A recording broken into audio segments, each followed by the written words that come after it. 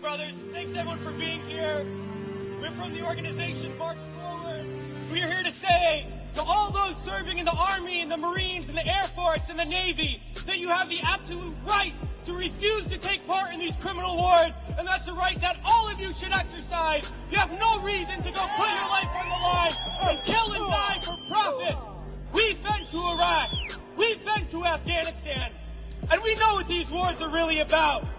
And we joined the military for many reasons. Because we need a college education. Because we need a job. Because we need health care.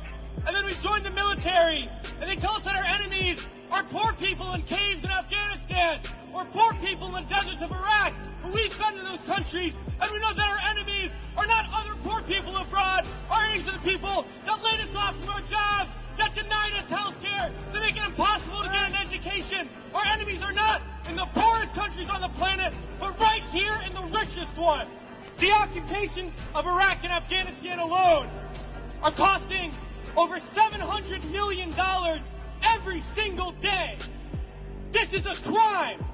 Every single day, while so many of us are hurting, well, I think all of us here and the vast majority of people in this country would agree that we can spend $700 million a day better than bombing people that we have no reason to bomb. We can spend $700 million a day rebuilding those countries we've destroyed. We can spend $700 million a day caring for the veterans we get home when they get home, and then we can spend $700 million a day giving every single person health care, a college education, a job, and a livelihood, and a home. That's who we need to be spending our money on. But this government is not going to do that.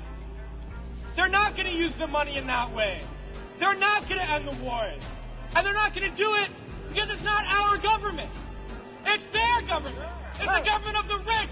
It's the government of Wall Street, of the oil giants, of the defense contractors. It's their government, and the only language that they understand is shutting down business as usual. And that's what we're doing here today, and we're going to continue to do until these wars are over. It's crystal clear now that these wars are going to continue and expand and go into other countries. That is the trend. That is what we know, that there is perpetual war, and it's only going to stop if the people stand up and stop it. And that's what we're going to do, sisters and brothers. A lot of people ask me, what do we do? Because we all know things are bad. We all see the atrocities on TV. We read about it. We experience it. People always ask, what do I do? Because we always want to know what to do. Do we vote?